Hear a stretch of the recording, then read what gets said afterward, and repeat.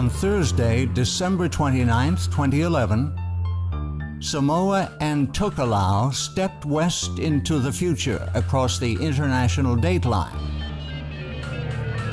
Skipping December 30th, the next day was declared to be December 31st, 2011. The move was purely for economic convenience. Samoa has close trading ties with Australia, New Zealand, and China. Being one day behind their closest neighbors cut 2 days, Monday and Friday, from each work week. While most Samoans welcome the change, the skipped-over date presents serious challenges to Christians who conscientiously believe the week has cycled without interruption since creation, and they need to worship on a specific day of the week. When it is important to worship on a precise day, deleting one day from the calendar can have weighty consequences. The fact is, the international date line is a relatively recent man-made invention. It zigzags its way down the Pacific Ocean and has changed several times over the years. The international date line is the imaginary line on the Earth that separates 2 consecutive calendar days. The date in the Eastern Hemisphere, to the left of the line, is always 1 day ahead of the date in the Western Hemisphere. It has been recognized as a matter of convenience and has no force in international law. Without the international date line, travelers going westward would discover when they returned home 1 day more than they thought had passed, even though they had kept careful tally of the days they were away. This happened to Magellan's crew after the first circumnavigation of the globe. Likewise, a person traveling eastward would find 1 fewer day had elapsed than he had recorded, as happened to Phileas Fogg in Around the World in 80 Days by Jules Verne. The Gregorian calendar in use around the world today is a solar calendar having a continuous weekly cycle. On a solar calendar, the days and years are measured by the sun, but the months and weeks are purely arbitrary, having no link to any movement in nature. This is what necessitates the international date line. It established a man-made beginning to the day to unite the whole world on one Gregorian date. So the international date line has proven to be a real problem for the inhabitants of Samoa. Because Samoa's date was different from its surrounding neighbors, causing economic problems, they changed the location of the international date line. The international date line is an attempt by man to solve a man-made problem, which inevitably occurs on a round Earth when one uses a continuous weekly cycle, not anchored to the heavenly bodies and the rotation of the Earth. However, when one chooses to follow the Creator's lunisolar calendar, Yahuwah, as the arbiter of time, has set the moon to govern the monthly and weekly cycles for specific locations. Yahuwah removes all need of the international date line, and thus removes all dependence on the Gregorian calendar and man's technology to straighten things out. All one needs is the moon to know when the months and weeks begin. It is widely believed the continuously cycling week in use today has come down uninterrupted from creation via Noah and his sons.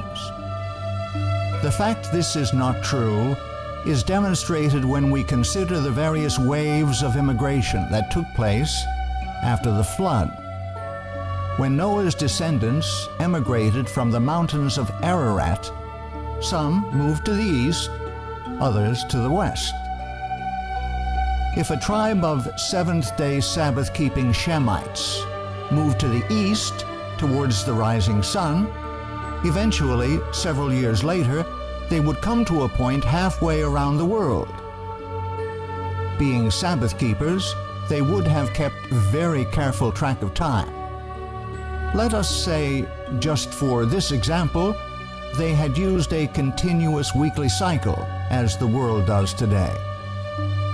Due to the rotation of the earth and the fact they moved towards the rising sun, once they reached the far side of the world, they would be 12 hours ahead of their original starting point at Ararat. Now consider that a tribe of seventh-day Sabbath-keeping Japhethites also moved from Ararat.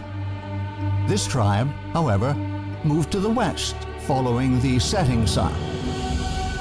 Being Sabbath keepers, they also would have kept a careful track of time. Again, for the sake of illustration, let us say they too used continuously cycling weeks.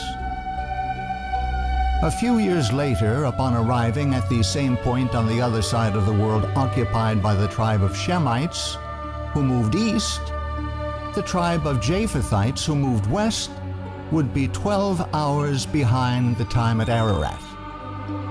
The two tribes, one having gone east, the other west, would discover they were a full 24 hours apart.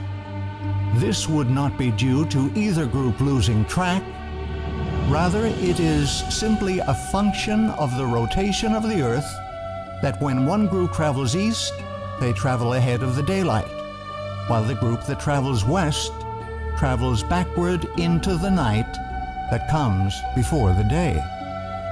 So which group is correct? The answer is, if they had been using a continuous weekly cycle, they would both be correct, which is not possible. And herein lies the crux of the problem. This conundrum actually proves the ideology of continuously cycling weeks from the days of creation to be absolutely false.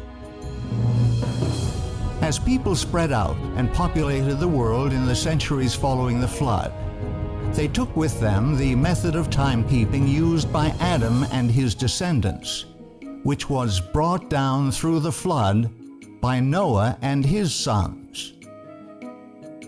This method of timekeeping, established by Yahuwah at creation, was the lunisolar calendar.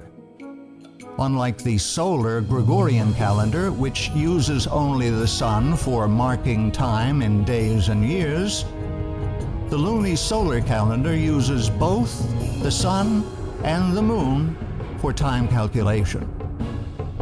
Like the solar Gregorian calendar, the lunisolar biblical calendar uses the sun to measure days and years. Unlike the solar calendar, however, the lunisolar calendar uses the moon for regulating months. This, in turn, keeps track of the 7-day weeks because the weekly cycle restarts with each new moon. The result is, if two tribes moved away from Ararat, one to the east, the other to the west, and encountered each other a few years later on the other side of the world, they would both be 12 hours different from their original starting point at Ararat, but they would not be 24 hours apart from each other. As each tribe moved, they would keep track of time by watching the moon. As the tribes moved closer together on the far side of the world, their observation of the moon would also draw closer and closer together, so that when they finally met, they would both be as at the beginning of their journey, on the same day and the same date. Here is seen the beauty and symmetry of the heavenly system of timekeeping. At creation, Yahuwah specified the lights, plural, in the heavens were to be used for marking the passage of time, as well as noting the time for all religious observances. And Yahuwah said, "Let there be lights in the firmament of the heaven to divide the day from the night, and let them be for signs, and for seasons, and for days and years. The word seasons comes from the word moed. This is a word widely used to refer to all religious gatherings. In fact, all of the feasts listed in Leviticus 23, the first of which is the seventh-day Sabbath, are also called moedah, the plural of moed. When the Creator set aside the Sabbath day and blessed and sanctified it as holy time, He also created a system whereby people could keep track of the passage of time so they could know and worship Yahuwah Elohim when His Sabbath arrived. It took both sun and moon to create this perfect system of timekeeping. As the anchor to the months and the weeks, the moon regulates time accurately, no matter where you are on earth. Thus, were a tribe of Shemites to move east, and a tribe of Japhethites move west and reunite a few years later, they would be united on the same weekly schedule, because the basis for their weekly count is anchored in the heavens. It is not grounded on any man-made institution. Scripture explicitly states that the moon was created to mark the passage of time. He created the moon for seasons, moedah. The sun knoweth his going down. Because the modern weekly cycle has no ties to anything in nature, problems arise that do not exist in the lunisolar calendar of creation. Specifically, the need for an arbitrary international dateline. A continuous weekly cycle anchored to nothing in nature is a man-made institution. The international dateline is simply a man-made solution to a man-made problem. On the counterfeit pagan papal calendar, months are arbitrary and dates have an artificial starting point at the international dateline, itself arbitrary and movable. Only on the biblical calendar are months and dates anchored to the lights in the heavens, which were given by Yahuwah for the express purpose of regulating time. Yahuwah's calendar, using the combined action of the sun and the moon for marking the passage of days, weeks, months, and years, will stand forever. It forms an integral part of the very structure of the heavens. It can be witnessed and used by everyone on earth, and accurately regulates time and holy days. It shall be established forever, like the moon, even like the faithful witness in the sky. With all of this in mind, which calendar will you use to find the correct dates to worship?